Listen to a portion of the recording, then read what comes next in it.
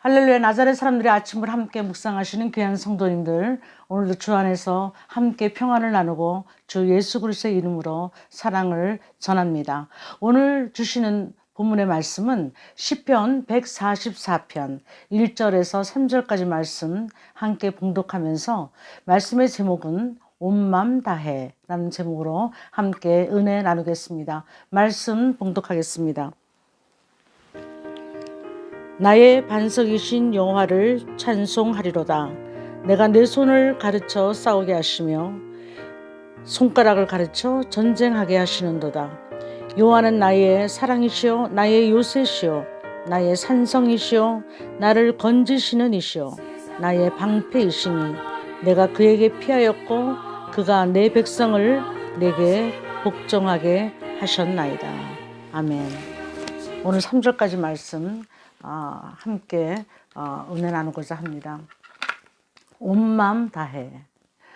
우리가 다윗의 시편을 보면서 우리가 이 말씀을 하기까지 다윗이 얼마나 많은 역경과 어둠과 환난과 핍박 속에서 지내왔던 그 세월을 추억하면서 이제 144편 새 노래로 여호와께 찬양하는 이 순간까지 올 수 있었음을 우리는 역사적으로 알 수가 있습니다. 시편 141편에서 143편까지 그 4편을 통해서 억울함과 원통함과 분함과 원수의 공격과 여러 가지 압박으로 인해서 Why me? 하나님은 나에게 왜 이렇게 일을 행하실까라는 그런 의문 속에서 지냈던 날들을 통해서 하나님은 이제 다윗을 진정한 하나님의 왕으로 빚으시기까지 그런 시간들을 허락하시고 그런 사건들을 허락하셔서 오늘 이제 144편에 와서는 이제 다윗의 전쟁 시지만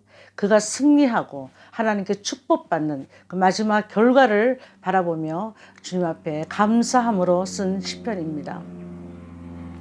하나님께서 그가 전쟁하며 그가 싸웠던 모든 전쟁의 그 상황 속에서 하나님은 손가락으로 그리고 그의 손으로 그를 가르치시고 싸우게 하셨다는 그런 고백을 하는 것을 볼 수가 있습니다. 시편 8편과 연결시켜서 볼 때 시편 8편은 17살 때 다윗이 정말 목동으로 일할 때에 그를 하나님께서 왕으로 기름 부으시고 사무엘을 통해서 이스라엘의 왕으로 기름 부으셨지만 그가 나이 어리고 이제 그가 참 연약한 그때에 하나님께서는 왕으로 부르셨지만 그가 왕의 직임을 할 때까지의 수많은 시간들을 하나님께서 하나님 앞에서 많은 연단과 훈련 과정을 통하는 것을 볼 수가 있습니다. 그 17살 때에 골리앗을 물리치고 그가 얼마나 하나님의 위대하심을 발견하였는지 시편 8편을 통해서 고백하는 것을 볼 수가 있습니다. 그 전에 하나님을 몰랐을 때 하나님을 생각했던 그의 그 생각에서 이제 하나님은 얼마나 위대하시고 상상할 수 없는, 표현할 수 없는 그 하나님의 장대하심을 고백하는 것을 볼 수가 있습니다. 하나님의 손가락으로 하늘을 만드시고 해와 달과 별들을 내가 보오니 그의 창조물을 기억하면서 내가 인간이 무엇이기에 내가 무엇이기에 나를 하나님께서 관심 있게 보시고 그분의 자녀로 삼으시고 그리고 나를 하나님의 사랑으로 이끄시는가를 고백한 시인 것을 볼 수가 있습니다. 그리고 수많은 시간이 흘러서 10년 동안에 그 사울에게 쫓기고 기름 부음을 받았은 왕임에도 불구하고 쫓김을 당하는 그 모든 가운데서도 하나님께서는 그를 왕으로 훈련시키는 그 모든 상황을 우리가 바라볼 수가 있습니다. 잘못해서 받는 고난이 아닐 수가 있습니다. 하나님께서 키우시고 성장하게 하기 위해서 주시는 우리의 그 단계들을 다윗의 인생에서 볼 수 있다면 우리의 인생에도 우리가 그 하나님의 모든 주시는 사건과 그런 시간들을 통해서 우리를 얼마나 지금까지 관심 있게 보시고 지금 이 순간까지 지금까지 지내온 것이 하나님의 은혜라고 고백할 만큼 이렇게 키워주신 것을 생각할 때 얼마나 감사한지 알 수가 없습니다.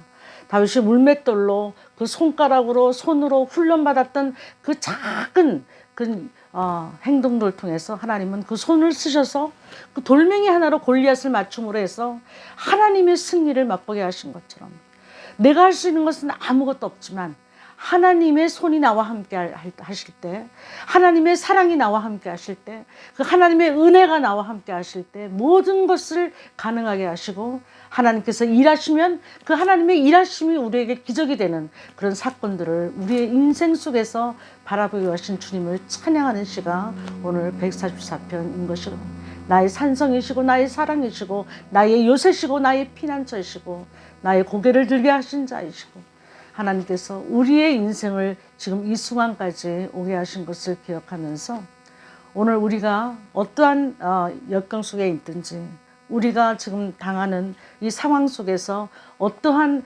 어려움 속에 있든지 어두움 속에 있다 할지라도 그것은 내가 느끼는 것이고 내가 감정을 가지고 생각하는 것이지 하나님은 변함없는 반석으로 계시고 변함없이 산성이시고 변함없이 우리의 방패가 되시며 변함없이 우리의 도피성이 되시고 피난처가 되신다는 것.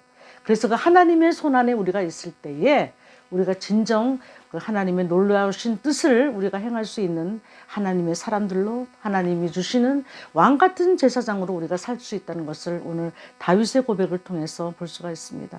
하나님께 다윗을 리더로 삼으시고 이스라엘 왕으로 삼으신 것처럼 백성들이 그에게 복종하는 것도 하나님께서 하시기 때문에 그 백성들이 왕에게 복종할 수 있다는 것.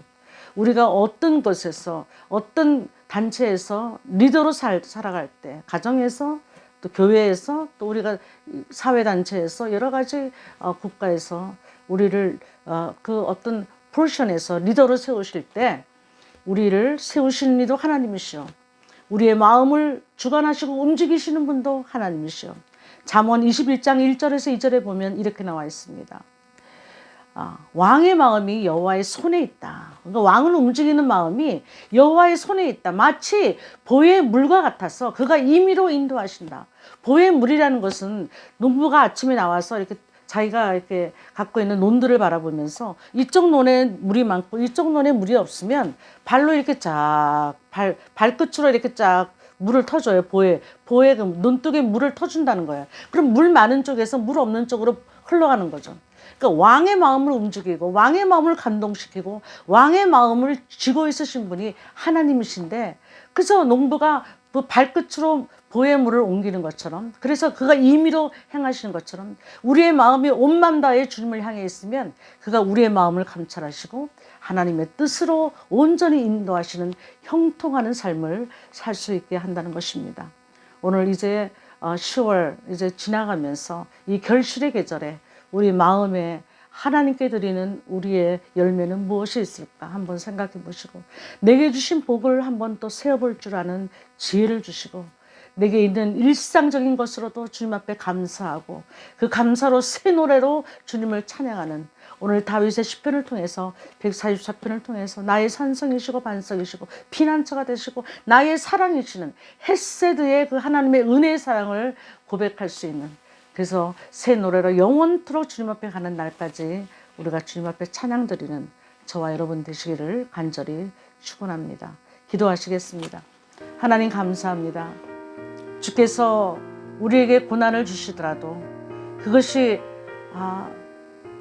우리가 어떤 일을 잘못해서 생기는 고난도 있겠지만, 그러나 많은 날에 많은 사건들을 통해서 하나님은 우리를 아기에서부터 장성한 분량만큼 자라게 부족함이 없도록 하나님께서 훈련시키시고 연단시키시고, 그래서 정금같이 나오는 믿음을 통해서 하나님을 찬양하고 모든 것이 하나님으로부터 왔으니 그 하나님의 손에서 우리가 일을 할 수 있고 그 하나님의 손에 그 감찰하시는 그 마음을 보심으로 말미암아 우리가 주님 앞에 온 마음 다해 주님을 찬양함으로 하나님의 기쁨이 되는 모든 자를 될 수 있도록 축복하여 주시옵소서. 감사드렸고 예수님의 이름으로 기도하옵나이다. 아멘.